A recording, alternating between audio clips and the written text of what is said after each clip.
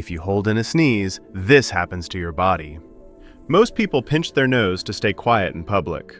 But here's the thing. That polite habit is literally a ticking time bomb inside your head.